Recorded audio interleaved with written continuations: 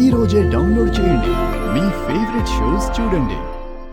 7 అడుగులు వేసే అదృష్టం లేకపోయినా 7 ఏళ్ల పిల్లకు అమ్మనయ్యాను అని చెప్పి పిచ్చిదల్లా ఖుషిని వెంటేసుకుని ఇంటికి వచ్చింది.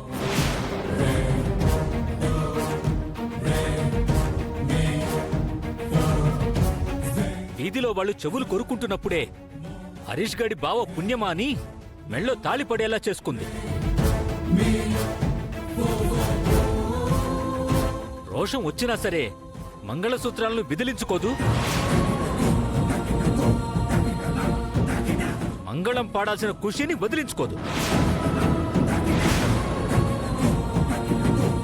అత్తారింట్లో తిట్లు తింటూ తనే సరిగా సంసారం చేసుకోలేకపోతుంటే నెలకోసారి జరిగే కీర్తి పెళ్లిళ్లను ఆపుతూ వచ్చానని అవార్డు ఇవ్వమని చెప్పి భుజాలు తడువుకుంటుంటే మీరు స్వీట్లు పంచుకుంటారా?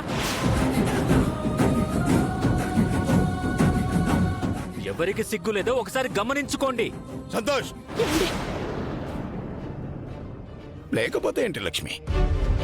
లే, కన్న తల్లిదండ్రులకు ఎలాగో 4 ముద్దలు పెట్టలేకపోయారు. కనీసం తోడబుట్టిన చెల్లెల తలల మీదనైనా 4 అక్షింతలు చల్లుతారనుకున్నా.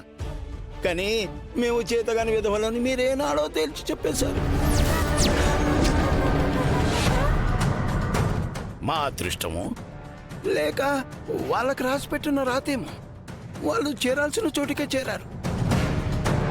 మీరు వాళ్ళకి సాయం చేయకపోయినా పర్లేదురా, కనీసం మీ నోటి వెంట దరిద్ర పొట్టు మాటలు అనుకుంటే చాలు. వాడేదో చిరాకులో అలా అన్నాడులేండి, మీరు ఊరుకోండి. అన్నయ్య, కీర్తి తిరిగొస్తే బాగుంటుంది కదా, ఎందుకు ఇలా మాట్లాడుతున్నావు?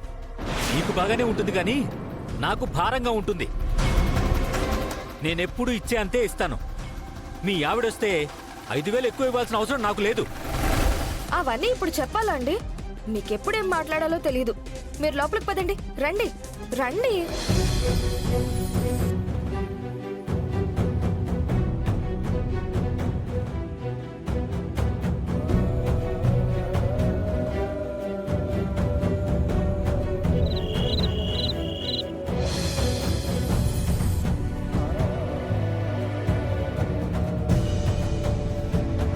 నువ్వు దాని మనసు మార్చగలవేమో కానీ నా నిర్ణయం ఎప్పటికీ మారదు. 600 సరే, ఇంకో అబ్బాయిని చూస్తాను, కీర్తికి పెళ్లి చేసి పంపిస్తాను.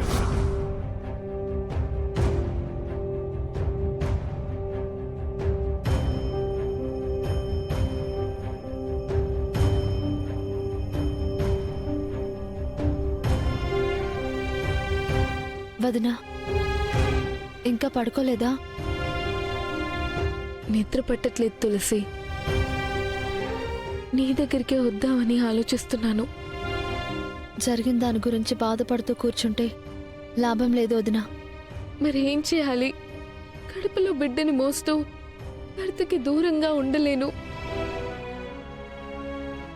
అలా అని మా నాన్నని ఎదిరించి అందర్నీ కాదని మీ అన్నయ్య దగ్గరికి వెళ్ళలేను. నీ ఆవేదన నాకు అర్థమైంది వదినా. పెళ్ళైన ఆడపిల్ల ఉండాల్సింది అత్తారింట్లోనే కానీ పుట్టింట్లో కాదు. అందులోనూ ఒక బిడ్డకి జన్మనివ్వబోయే నువ్వు అత్తారింట్లో ఉండడమే కరెక్ట్. తులసి చెప్పింది నిజమే కీర్తి.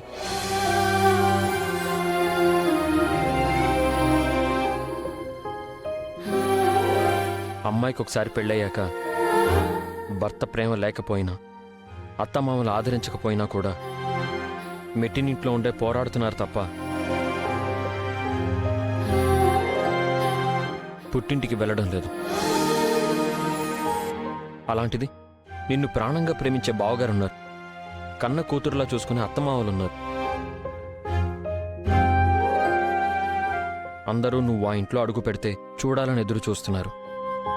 నిజమే అన్నయ్య, కానీ ఇన్నాళ్ళు ఇక్కడే ఉండి నాన్న చెప్పింది విని ఇంకో పెళ్లికి కూడా సిద్ధపడి ఇప్పుడు హరీష్ దగ్గరికి వెళ్ళిపోతే నాన్న ఊరుకుంటాడా? ఆ రోజు నువ్వు ప్రేమించానని, హరీష్ని పెళ్లి చేసుకుంటానని, అప్పటి వరకు నీకు అసలు ఏమీ కాని వాళ్ళ దగ్గరికి ఇంట్లో వాళ్ళని మమ్మల్ని అందరినీ ఎదిరించుకొని వెళ్ళావు. అలాంటిది ఇవాళ నువ్వు తాళి కట్టిన భర్త దగ్గరికి అమ్మా నాన్నల లాంటి అత్తమామల దగ్గరికి వెళ్ళడానికి నువ్వు ఎందుకు ఇంతలా ఆలోచిస్తున్నావో నాకైతే అర్థం కావడం లేదు. వదినా, మా మాట విను. నువ్వింకా ఇక్కడే ఉంటే నిన్ను ఇంటికి కోడలిగా పంపాలని చూస్తారే తప్పితే నిన్ను ఎప్పటికీ నీ ఇంటికి పంపరు. అవును కీర్తి, హర్షతో పెళ్లి ఎలాగోలా ఆగిపోయింది. కానీ నువ్వు ఇంకా ఇక్కడే ఉంటే రేపు ఇంకొక పెళ్లి కొడుకుని కూడా తీసుకొస్తారు.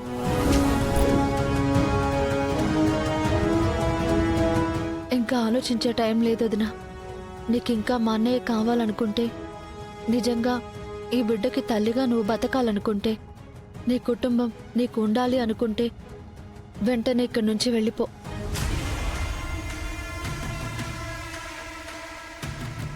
కీర్తి, నీ మేలు కోరే అన్నయ్యలా చెప్తున్నాను. ఇప్పటిదాకా ఒక కూతురులా తండ్రి గురించి ఆలోచించు. కానీ ఇప్పుడు పుట్టబోయే బిడ్డకి ఒక తల్లిలా ఆలోచించాల్సిన టైం వచ్చిందమ్మా.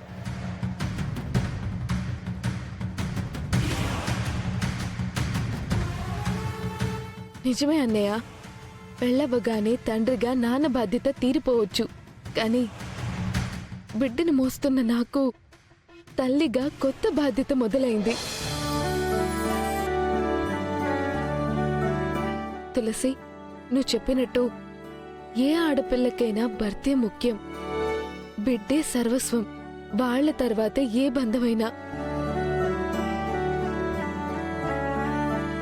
వెళ్తాను.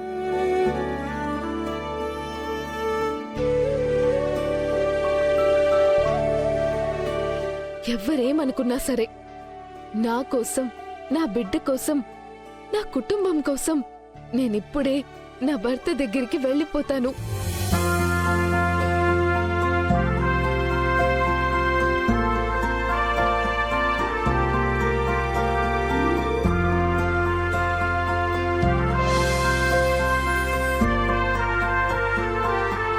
తులసి,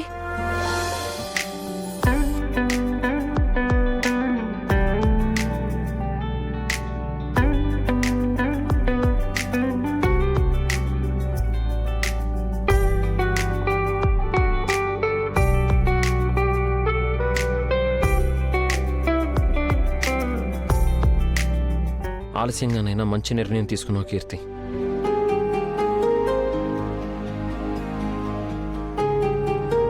ధైర్యంగా వెళ్ళి సంతోషంగా ఉండు. వెళ్ళొస్తా అన్నయ్య.